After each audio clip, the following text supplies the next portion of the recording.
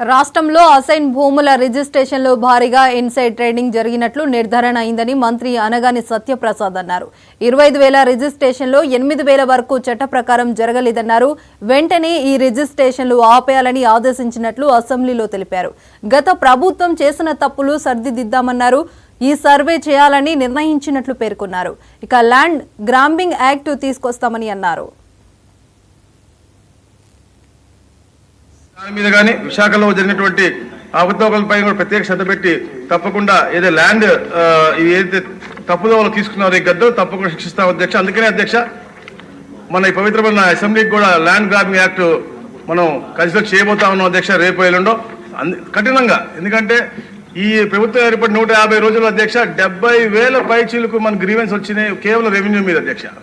అంటే ఈ ప్రభుత్వం, గత ప్రభుత్వం పేద ప్రజలకు ఏదైతే అసైన్మెంట్ అని ఇచ్చిందో, లేకపోతే ప్రైవేటు వ్యక్తుల దగ్గర భూములు లాక్కోవాలని చెప్పేసి వాళ్ళ యొక్క శక్తిని ఉపయోగించిందో ఇవన్నీ చూస్తూ దానికి నిరసనం అధ్యక్ష. గత ప్రభుత్వం అధ్యక్ష రిజిస్ట్రేషన్లు కూడా ఎలాంటి కొరీ చేయకుండా ఉండే విధంగా జనవరిలో 3 మెమోలు కూడా ఇచ్చి, అంటే అసైన్మెంట్ దారులను బెదిరించడం, వాళ్ళ దగ్గర లాక్కోవడమే కాకుండా అది త్వరగా రిజిస్టర్ చేసుకోవాలని చెప్పేసి ఎట్లాంటి కొరీలు కూడా లేకుండా ఉండే విధంగా ఈ యొక్క రిజిస్ట్రేషన్